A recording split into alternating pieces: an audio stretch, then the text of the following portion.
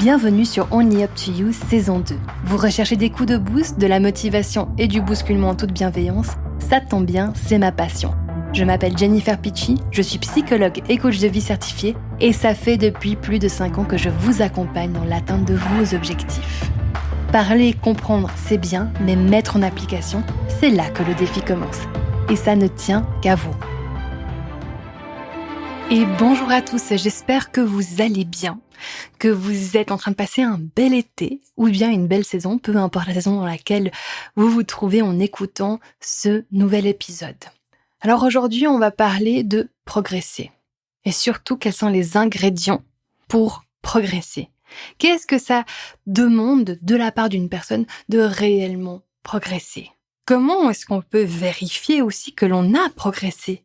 Est-ce que ça se calcule? Est-ce que ça se mesure? Est-ce que ça se ressent? Alors c'est un épisode qui peut-être va susciter pas mal de réflexions, en tout cas c'est le but. Tous les épisodes que je fais sont dans le but de stimuler une réflexion plus profonde.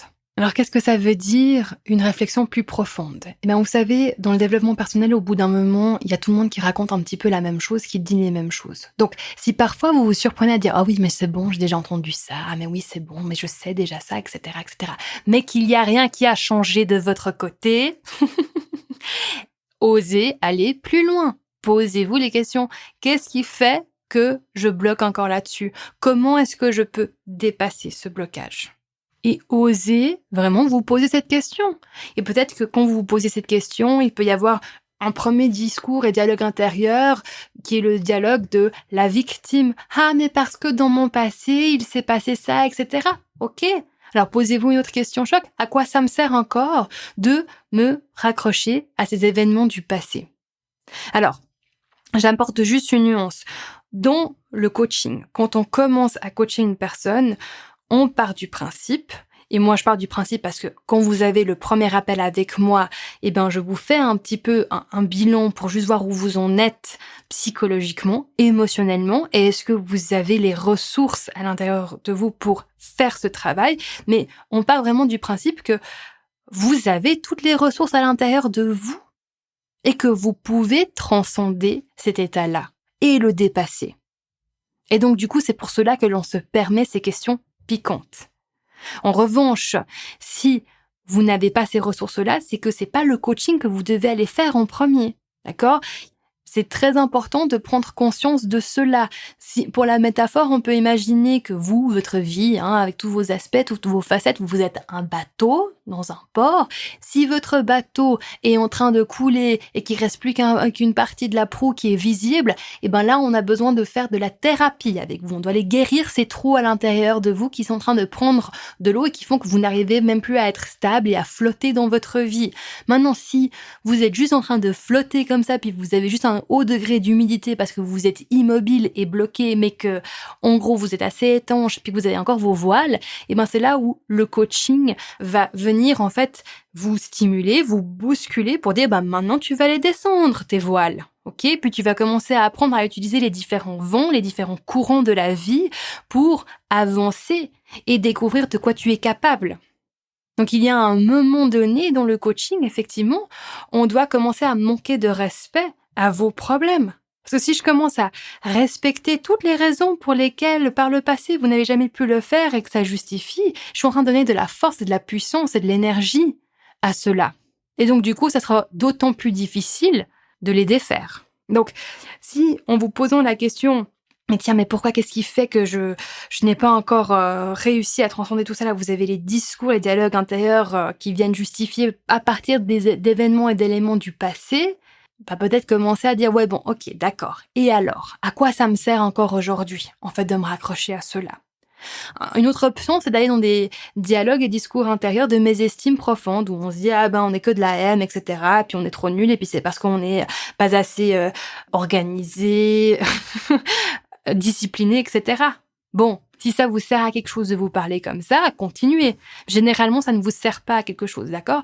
Donc, laissez en premier ces premiers dialogues émerger et dépassez-les. Allez dans la couche plus profonde. Faites ce travail en profondeur.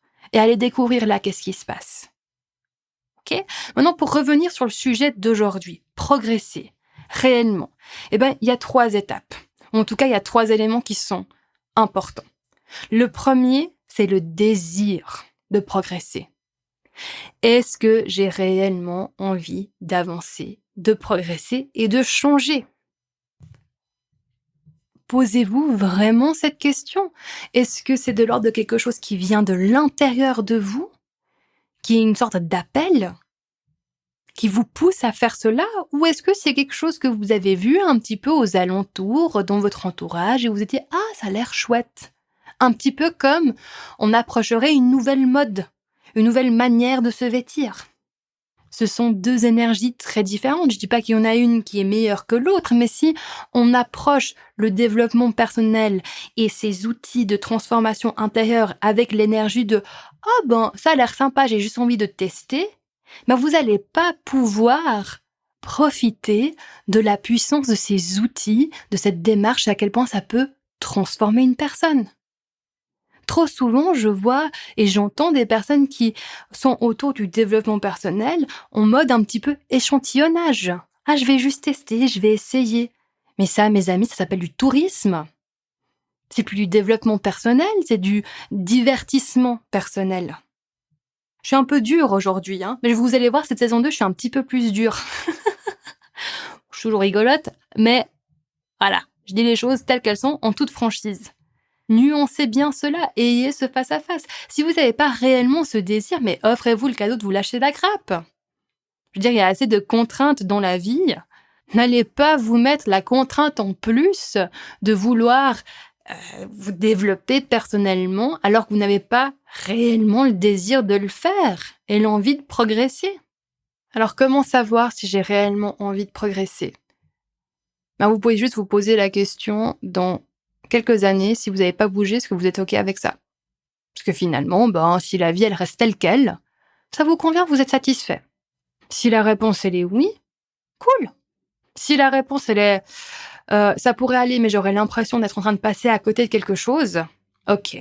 Alors, à vous de prendre cela au sérieux et du coup, de vous donner les moyens de progresser. Ce qui m'amène à la prochaine étape, qui est celle de la commande.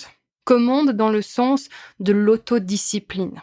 C'est quelque chose qu'il faut aller nourrir et cultiver à l'intérieur. Cette autodiscipline, cette structure de se dire « Ok, maintenant j'ai réellement envie de progresser, c'est important pour moi, ça devient une priorité. » Pas juste un truc auquel je m'adonne quand j'ai l'énergie pour, que je m'ennuie un petit peu, ou bien que la vie devient un petit peu trop difficile et que je me dis « Ah là, ça serait bien de changer. » Non, non, non, non, non.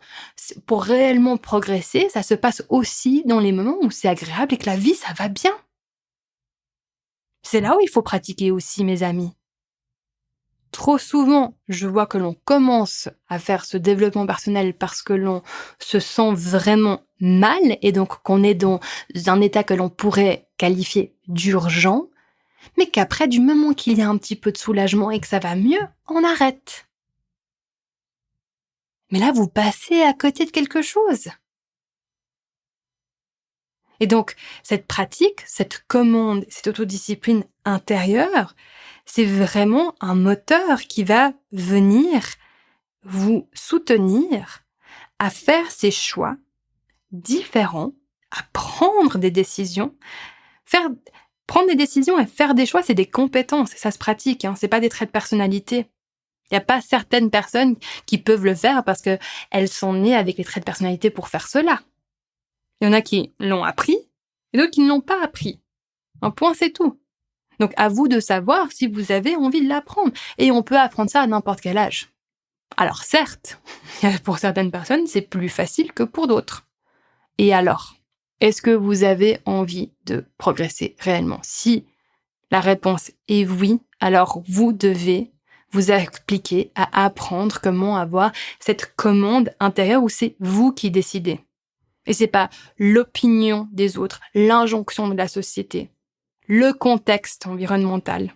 C'est vous qui décidez et qui avez cette stabilité, cette solidité intérieure. Alors comment pratiquer et cultiver cette commande?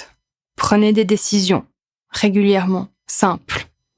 Posez-vous la question très régulièrement, plusieurs fois par jour. Est-ce que là, ce que je suis en train de décider de faire est quelque chose qui va me servir sur le long terme ou qui va servir une envie de satisfaction immédiate? On est sur l'ordre de contrôler ses impulsions intérieures. Et vous savez, dans le progrès, et ça c'est des choses qui ont été statistiquement validées et étudiées, ce qui va faire qu'une personne augmente ses chances et ses probabilités de réussir, c'est sa capacité à maîtriser et réguler ses impulsions. Si vous n'arrivez pas à réguler vos impulsions et que vous êtes vraiment dans le « Ah, mais non, je veux juste le petit soulagement, etc., là, maintenant, etc. », vous êtes en train de dire « Ah oui » à plein de choses. Plein de choses qui font partie des plaisirs immédiats, / des faux plaisirs. Et généralement, ces plaisirs immédiats, ces faux plaisirs, sont pas des choses qui vont vous permettre de construire quelque chose de solide qui va durer dans le temps. C'est par exemple lorsque je dis oui à encore 10 minutes sur les réseaux sociaux à scroller, ou bien encore à un épisode sur Netflix, ou bien à encore manger un truc alors que je n'ai plus faim. On se dit « Ah, mais voilà, mais c'est pour le plaisir ». Ou bien on se dit « Ah, mais non, mais je peux pas dire non ». Ah, mais j'ai bien le droit de me faire plaisir, alors que vous avez déjà mangé, vous commencez déjà à sentir un peu un tiraillement, puis que vous savez très bien que du moment que vous allez manger encore cette deuxième portion, plus le dessert, et ben si vous avez des animaux domestiques, ils vont venir au bout de 30 minutes juste vérifier vos statistiques vitaux, parce que vous allez être complètement dans un état second, étalé sur votre canapé, à vous dire « je peux plus bouger ». C'est la même chose pour peut-être accepter ce 3e, 4e verre de vin, de je ne sais quoi. Et à un moment donné, est-ce que ça va vous servir sur le long terme ou est-ce que vous allez avoir les conséquences de cela que vous allez devoir récupérer le lendemain et qui du coup va vous coûter en énergie et qui ne va pas vous soutenir dans vos objectifs à long terme et l'accomplissement de cela? C'est des petits gestes.